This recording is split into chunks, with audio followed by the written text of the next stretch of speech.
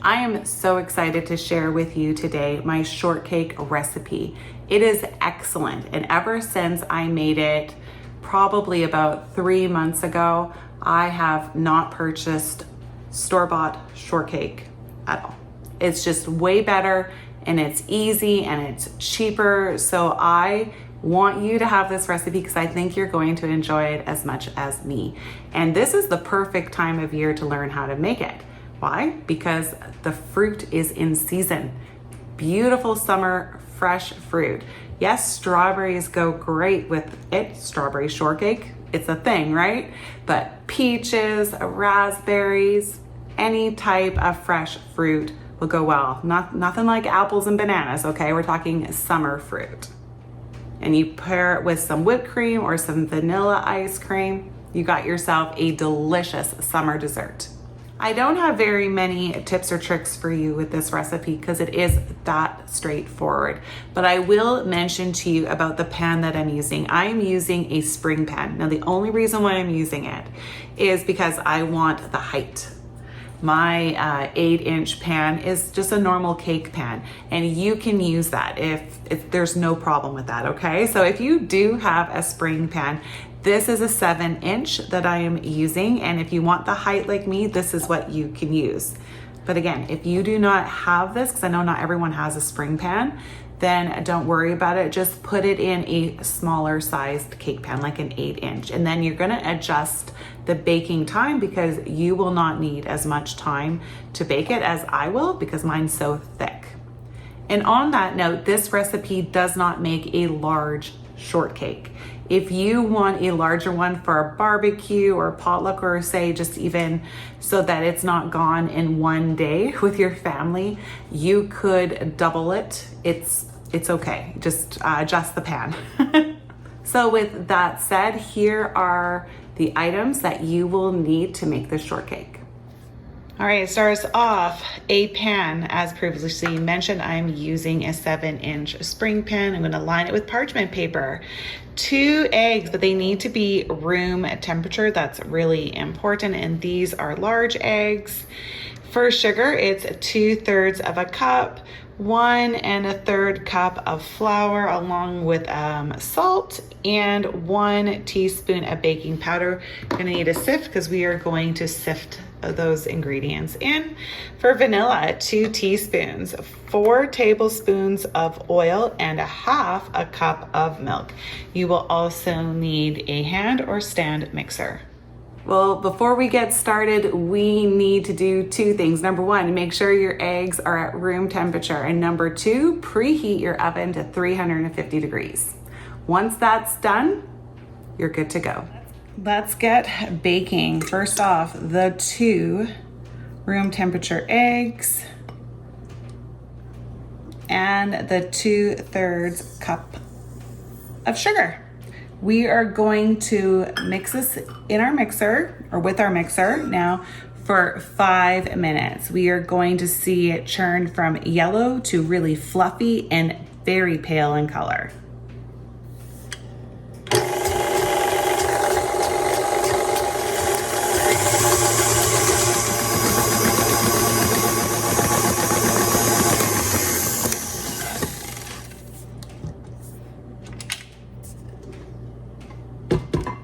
This is exactly what you want to see. It totally changed color. So cool. So now we're just going to scrape off all the drips because we are going to need to remove the bowl to sift in the flour and the baking powder. Just going to put down a piece of paper towel just in case. Thankfully, my sift just goes over nicely like that. Hopefully yours will too. But anyways, now we're just going to sift in the 1 1/3 cup of flour with a 1 teaspoon of baking powder and salt.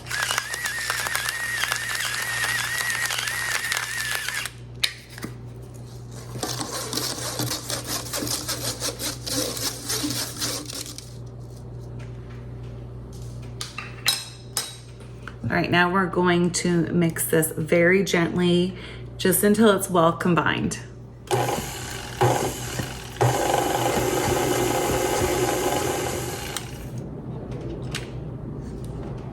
be nice and creamy.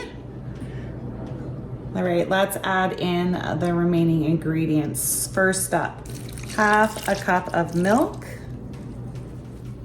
2 teaspoons of vanilla,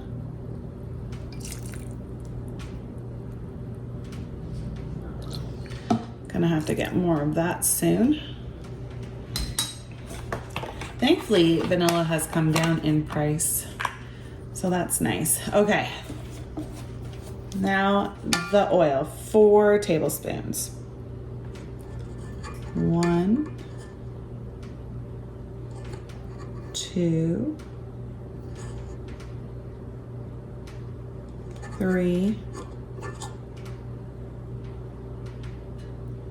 4.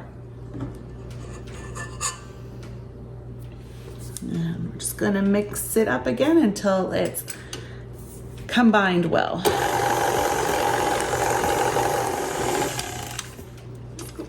Now I'm gonna prepare my pan. I'm just gonna let the batter drip off the spatula while I do that.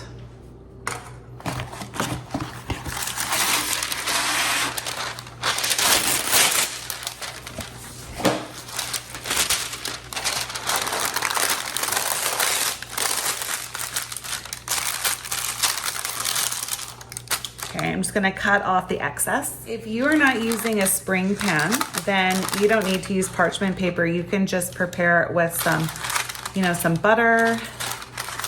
Just grease it up. Okay, just like that.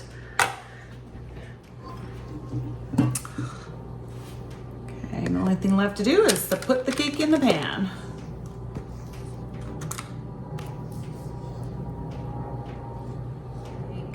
From here, we're just going to bake the cake now. Now I'm gonna go for around 15 minutes, depending on the pan that you use or the quantity that you made. Just adjust your baking time accordingly.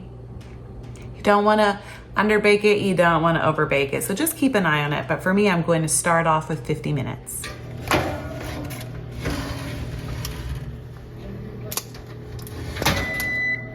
There we are, it's all finished. I'm just gonna let it cool off for about 10 minutes in the pan. All right, it's cool enough for me to touch, so get this out.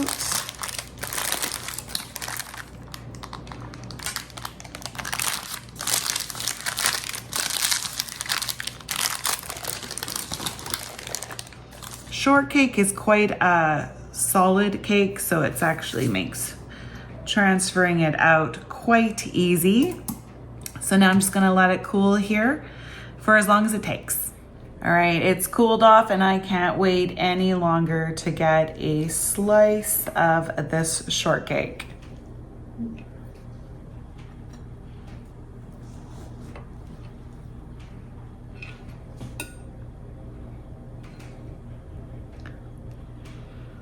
Ooh, so pretty.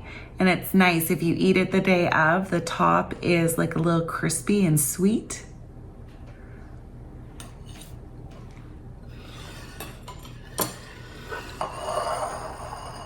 Now, for sure, real whipped cream would taste best with this, but all I have is some canned today, so that's what I'm going to use.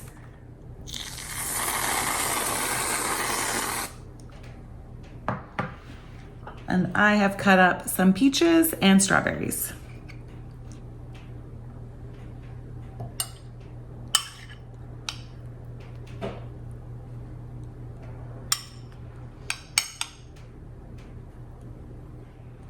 That's what it looks like. Just wanted to pick this slice up one more time and show you how spongy and soft it is. It's dense, but soft. It's an interesting mix. Totally, well, I guess that's shortcake, isn't it? It's a difference between just a slice of vanilla cake and shortcake and angel food cake. It's kind of like in between a standard plain cake and an angel food cake. But I hope you can really see how beautiful this cake is. Well, here's my slice of shortcake. I hope that you try out this recipe really soon and that you're able to enjoy a slice yourself.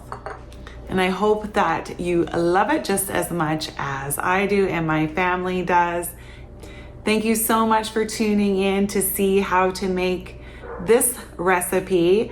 If you try it out, please leave a comment below. And if you have any questions, feel free to ask. And I hope that you come back soon to see what I'm baking up next. Bye, everyone.